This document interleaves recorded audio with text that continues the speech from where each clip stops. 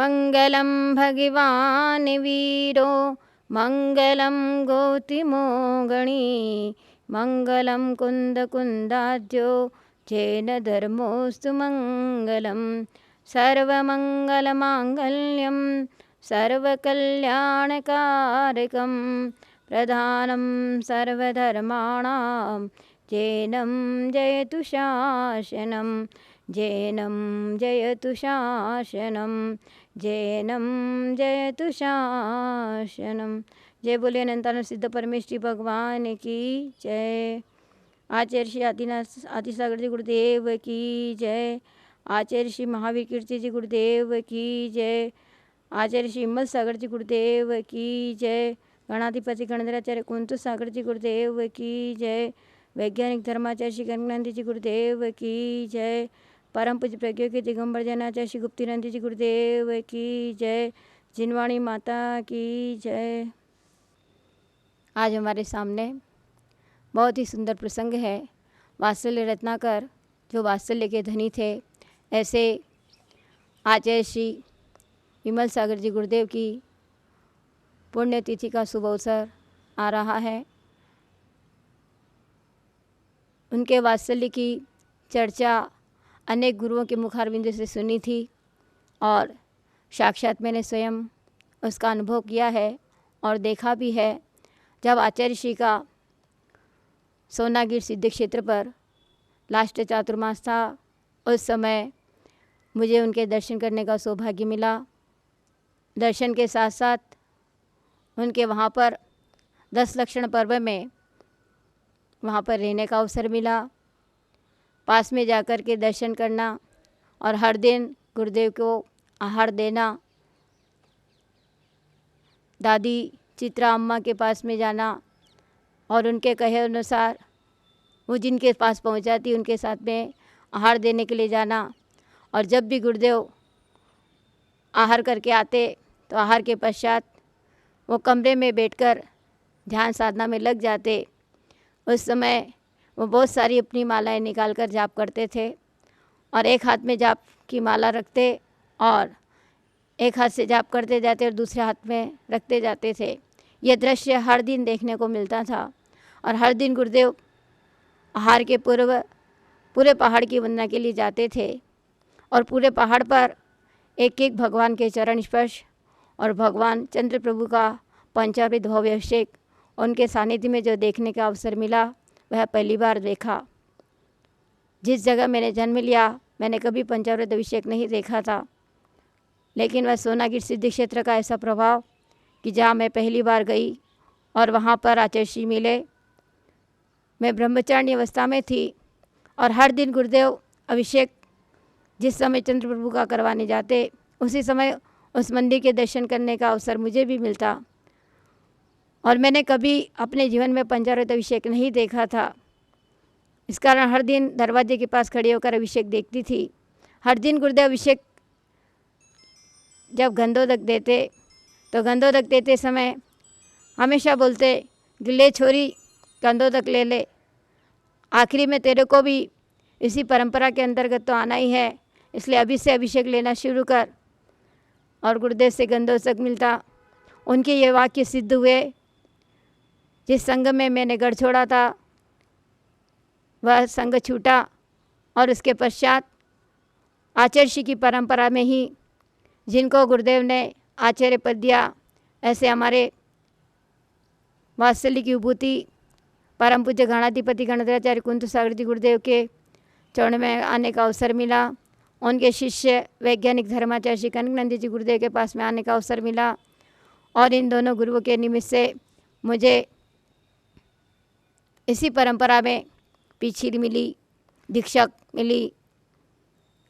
आज हम योग संयोग की बात है कि जब गुरुदेव की समाधि का अवसर आया उसी समय मैंने 12 दिन पूर्व ही इस नंदी संघ में प्रवेश किया था। 1994 18 दिसंबर कोटा में मैं इस संघ में आई और गुरुवर की समाधि 29 दिसंबर को हुई। उनके ये वाक्य थे कि तुम्हें एक न एक दिन इसी परंपरा में आना है और जब उनकी समाधि का समाचार में कोटा में मिला तो वही बात मुझे याद आई कि देखो, गुरुदेव ने 6 साल पूर्व कहा था, जब मैं सोना गिर गई उस समय 14 वर्ष की थी, और जब संघ में आई तो 20 साल उनकी वही 20 साल की हो गई। तो वही वाक्य कान में गूंजने लगे कि गुरुदेव ने कहा था कि तुम्हें इसी परंपरा में आना है, और आज थोड़े ही दिन हुए हैं संघ में आए और गुरुदेव इस संसार से विदा हो गए। उनके वात्सल्य की सीमा अपरंपार थी। वो छोटा हो, बड़ा हो, बालक हो, वृद्ध हो, नर हो या नारी, हर व्यक्ति के साथ में प्रेम और वात्सल्य का भाव रखते थे। किसी के साथ कोई पक्षपात नहीं। जब भी कोई इनके दर्शन के लिए जाते तो हर व्यक्ति कभी भी उनके दर्शन और उनका आशीर्वाद प्राप्त कर सकता था। एक बार नहीं, हमें 2 बार उनके दर्शन करने का अवसर मिला। बचपन में महावीर जी में उनके दर्शन मिले, लेकिन उस समय तो धर्म क्या होता है, गुरु क्या होते हैं, हम नहीं समझते थे। लेकिन जब इस मार्ग में लगे तब सोनागिर में बहुत नज़दीकी से उनको देखने का अवसर मिला। 10 लक्षण का पर्व का समय चल रहा था।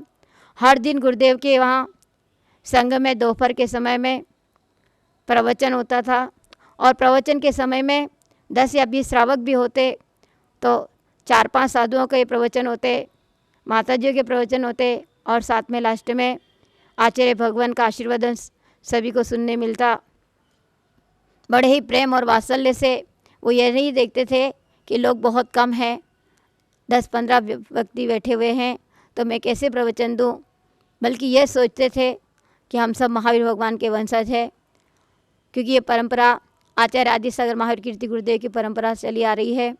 और जितने भी श्रावक होते उतने में ही 5-6 साधुओं का हर दिन 10 लक्षण पर्व पर प्रवचन चलता, और अंत में गुरुदेव उन सबको आशीर्वाद देते। इतने वात्सल्य के रत्नाकर थे कि कोई भी व्यक्ति उनके दरबार में आता, रोता हुआ आता, दुखी होकर आता, तो वह हमेशा हंस करके मुस्कुरा कर उनका आशीर्वाद लेकर के जाता। आचार्य श्री ने 14 के दिन मुझे भी एक श्रीफल और एक गोला दिया, और उनके आशीर्वाद का एक सिक्का मुझे, जिस पर उनका चित्र बना हुआ था, ऐसा प्रदान किया कि हे ब्रह्मचारिणी, तू 10 दिन तक यहाँ रही है, ऐसा बोलकर कि 10 दिन तुम यहाँ रही हो तो ये आशीर्वाद लेकर के जाओ, तुम्हारा सब कार्य सिद्ध होगा, मंगल होगा। और उनकी वाणी आज साक्षात फलीभूत हुई है कि मुझे इसी परंपरा के अंतर्गत उन्हीं के शिष्यों के साथ में उसी परंपरा में दीक्षा लेने का अवसर मिला है कि जो वात्सल्य और प्रेम इस संघ में सेवा जो देखने में मिलती है और अन्य कहीं नहीं मिलती है, ऐसे गुरुवर के श्री चरणों में हम बारंबार कोटि कोटि नमन करते हैं कि हे भगवान, आप जहाँ कहीं भी हो तो आपके प्रेम और वात्सल्य का झरना हमेशा हर भक्त के ऊपर बहता रहे। आज भी जहाँ जहाँ गुरुदेव की प्रतिमाएं बनी हुई है, जहाँ जहाँ चरण विराजमान है, वही वात्सल्य और वही प्रेम मिलता है जब भी कोई शिखर जी जाते हैं, क्योंकि शिखर जी वह स्थान है जहाँ अनेक सिद्ध भूम तीर्थंकर हुए हैं। 20 तीर्थंकरों ने मोक्ष को प्राप्त किया है, कोटा कोटि मुनि मोक्ष गए हैं। ऐसे स्थान पर जाकर आपने भी अपनी समाधि साधना को पूर्ण किया है, तो निश्चित रूप में आप भी कर्म काट कर एक दिन मोक्ष को प्राप्त करेंगे, क्योंकि प्रेम और वात्सल्य जो प्राणी करता है एक न एक दिन अवश्य में तीर्थंकर जैसे महापद को प्राप्त करता है। 16 कारण भावना के अंतर्गत भी इन्हीं भावनाओं की मुख्यता है कि जो प्राणी मात्र के प्रति प्रेम की भावना रखता है वही जीव तीर्थंकर बनता है। और पंचम काल में ऐसे गुरु बहुत विरले होते हैं, बहुत कम देखने को मिलते हैं कि जिनके अंतर्गत इतना प्रेम और इतना वात्सल्य हो, जो हर व्यक्ति के प्रति प्रेम की भावना रखता हो। और वह भावना आपके अंतर्गत थी, आपके दिल में थी, आपके हृदय में थी, आपके तन में थी, मन में थी, वचनों में थी। और वह भावना एक न एक आपको भी तीर्थंकर जैसे महापद को प्राप्त कराएगी। आज भी शिखर जी के जिनालय में आपकी प्रतिमा जहाँ विराजमान है, चरण चिन्ह जहाँ बने हुए हैं, और दर्शन करते हैं लोग, आशीर्वाद लेते हैं, तो वही आशीर्वाद उस प्रतिमा से और उस चरण चिन्ह पर मिलते हैं कि जो व्यक्ति जिस कामना से वहाँ पर जाता है उसके वह काम पूर्ण होते हैं। ऐसे गुरुवर के चरणों में हम भी यही भावना करते हैं कि गुरुवर, आपने इस जग को वात्सल्य प्रेम का संदेश सिखाया। वात्सल्य क्या होता है वह सबको सिखाया, स्वयं करके दिखाया और वात्सल्य में जीवन बनाया। ऐसे गुरुवर के चरणों में नमन करते हुए भावना रखते हैं कि हमारे अंदर भी ऐसी भावना जागृत हो, प्राणी मात्र के भी प्रेम और वात्सल्य हो, जन जन का हम कल्याण कर सके। जिस जैन धर्म की ध्वजा को आपने जन जन तक पहुंचाया है, फहराया है, यश कीर्ति दिगांत तक फैलाई है, उस धर्म ध्वजा को, उस यश कीर्ति पताका को हम भी फहराते रहें, अपने अंतिम लक्ष्य को प्राप्त कर सकें। क्योंकि साधु का लक्ष्य होते हैं समाधि मरण प्राप्त करना। हर समय यही भावना भाते हैं कि दुखों को कम को बोहिलाओ सुगई गणम समाहि मरणम जिन गुण संपत्ति हो मज्जम। और आपके आशीर्वाद से आज आदि का दीक्षा तो मिली है और आगे इस आदि का दीक्षा से भी बढ़ कर के स्त्री पर्याय का छेदन हो और हम भी आपके समान मुनि बनकर साधना कर सकें और मुनि बनकर कर्म काट कर मोक्ष को प्राप्त करें। इस पथ पर हमेशा चलते रहे, दृढ़ता से अपने व्रत संयम का पालन कर सकें। आपने जिस लक्ष्य से जिन दीक्षा धारण की थी वह लक्ष्य आपको प्राप्त हो। हम आपके चरणों में कोटि कोटि नमन वंदन करते हैं। बोलिए एक वात्सल्य रत्नाकर आचार्य श्री विमल सागर जी गुरुदेव की। आचार्य श्री अपने समय के सबसे बड़े मुनिराज थे। सन्मार्ग दिवाकर, वात्सल्य रत्नाकर, किलकाल सर्वज्ञ, ये सारी शब्दाएँ उनको सारी जो जो विशेषता हैं उनको संसार का हर आदमी जानता है। आचार्य श्री के देखने मात्र से लोगों के कष्ट कट जाते थे। वो इतने दूरगामी थे कि अगर कोई आदमी कुछ कहने गया है तो वो हंस कर के कह दिया करते थे, अरे तेरा काम इस तारीख को हो जाएगा। वो किसी एक ने कहा कि महाराज जी मदुरई से आपको नमस्ते कहा गया है। अरे वो नमस्ते कहा गया, कल चला गया। वो संसार में उनके बराबर कल काल सर्वज्ञ, जो सब कुछ जानता है, आगे की पीछे की आगे की, और जितनी भी बातें जो वो कहा करते थे सब सत्य हुआ करती थी। आज हमारे यहाँ पर विलक्षण संत शिष्यों में हमारे यहाँ इस समय सबसे प्रथम आर के जैन बम्बई, शेखरचंद जी पहाड़िया बम्बई और चिंतामणि बज इस समय सबसे घनिष्ठ और नियरेस्ट उनके संगपति हैं। हमने सभी को देखा है। आचार्य श्री वैसे हमारे पिताजी के साथ के पढ़े हुए हैं, जो मुरैना में पढ़ते थे। मुरैना में पढ़ते थे। मुरैना से पढ़ने के बाद सातवीं परीक्षा उन्होंने बनारस से पास की। हमारे पिताजी ने वहीं से पास की। आचार्य श्री हिंदुस्तान में जब से उन्होंने शुल्लक दीक्षा और एरक दीक्षा और मुन दीक्षा, तीनों दीक्षाएं अपने गुरु महावीर कीर्ति जी महाराज जी से ली। महाराज जी के दिल में जो भी आता था, किसी धर्म का हो, किसी जाति का हो, कहीं का भी हो, उनको हर आदमी को प्यार करना, उनकी समस्या को दूर करना। जो महाराज जी के पास जाते थे उनका हाथ फेर करके हंस करके उसको वैसे ही सेटिस्फाई कर दिया करते थे। आचार्य श्री उन संतों में से थे जिनका एक एक कण जो उनकी साधना का एक विशेष था, और वो सुबह 4 बजे बैठ जाते थे माला फेरने के लिए। आचार्य श्री के पास जो भी जाता था, जैसा भी गया, उसने वैसा ट्रीटमेंट पाया। महाराज जी के हाथ फेरने से, कहने से उसकी बीमारी दूर हो जाया करती थी। उनके बराबर का संत न विश्व में अब तक हुआ है, न दूसरा विश्व में हो पाएगा, क्योंकि उनके पास किसी तरह का आकर्षण, किसी तरह का लोभ, किसी तरह कुछ नहीं था। जो भी आया उसका हो गया, किसी जात का हो, किसी उम्र का हो, कैसा भी हो, सारे आदमी का दर्द उन्होंने दूर किया है। आचार्य श्री कहा करते थे, एक आदमी का चरित्र और उसकी भावनाएं अच्छी हैं तो उस आदमी को सारे काम अच्छे मिलते रहते हैं, और आदमी को हमेशा अपने धर्म के अनुसार आगे बढ़ना चाहिए। आचार्य श्री की आज शिष्य परंपरा में हिंदुस्तान में कम से कम 100-200 मुनि देखने को मिलते हैं। उनमें से इस समय तृतीय पट्टाचार्य श्री चैतसागर जी आज विराजमान हैं।